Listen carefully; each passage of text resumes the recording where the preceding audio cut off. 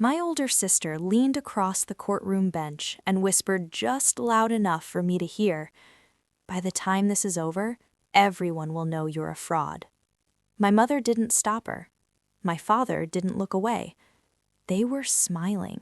The kind of smiles people wear when they think victory is guaranteed. I sat perfectly still at the defendant's table in the federal courthouse in Austin, Texas. Cameras were already positioned at the back of the room.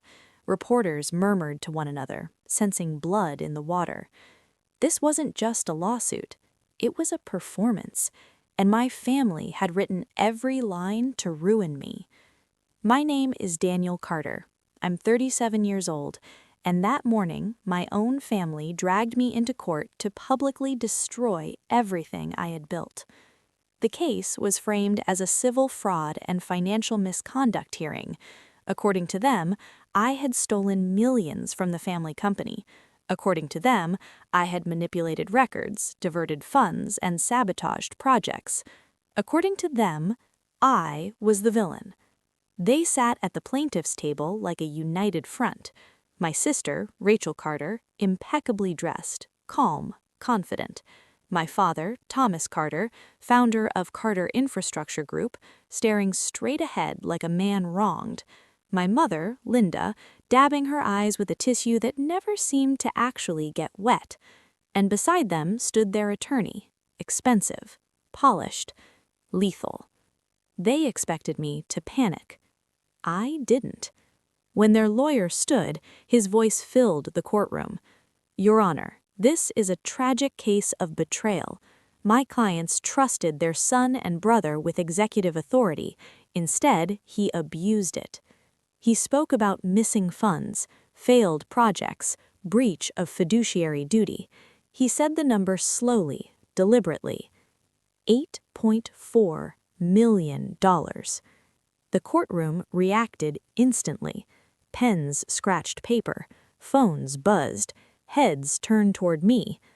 I didn't flinch, because none of it was true.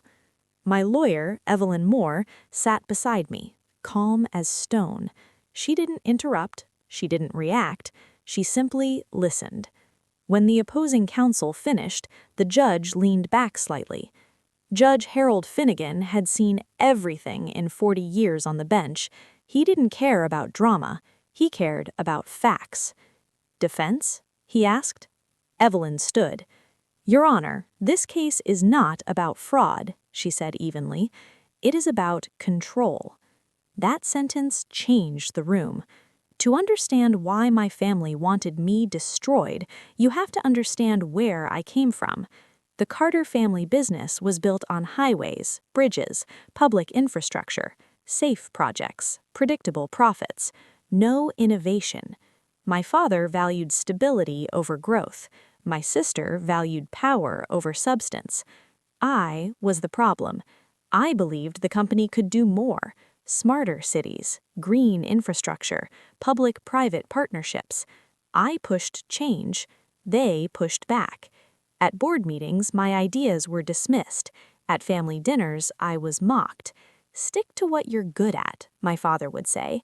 Rachel would smile and add, "if you're good at anything." But the numbers told a different story.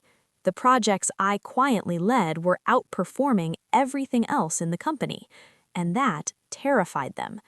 2 years before the lawsuit, something changed.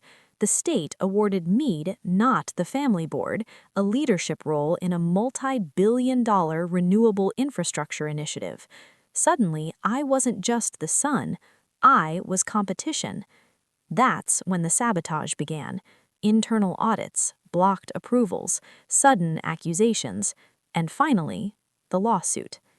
Back in the courtroom, Evelyn placed a single document on the evidence screen. "Your Honor," she said, "before addressing the alleged missing funds, we request the court answer one question." The judge nodded. She turned to the plaintiffs. "Who authorized the internal transfer that allegedly caused the loss?" Silence. Rachel looked at her lawyer. Her lawyer hesitated. My father shifted in his seat. Evelyn continued.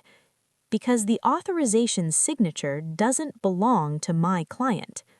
The courtroom froze. The judge leaned forward. Explain. Evelyn didn't rush. She displayed a second document, a digital authorization log. The transfer in question was approved by an executive override using credentials belonging to Rachel Carter.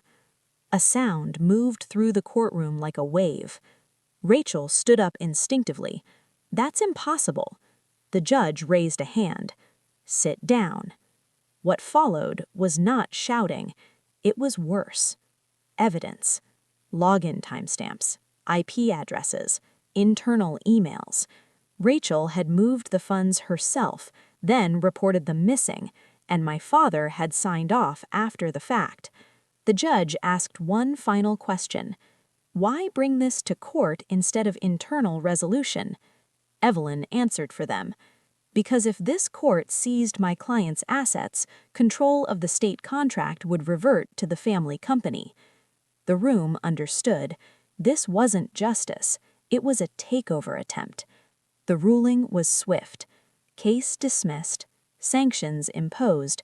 Criminal referral initiated. Cameras flashed as my family's expressions collapsed. For the first time, they weren't in control. I didn't celebrate. I walked out quietly.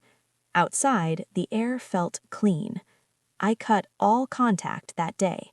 No revenge, no speeches, just distance. Today, I run my company independently. The project they tried to steal is nearly complete, and the family name? It no longer defines me. Because the truth doesn't need to shout.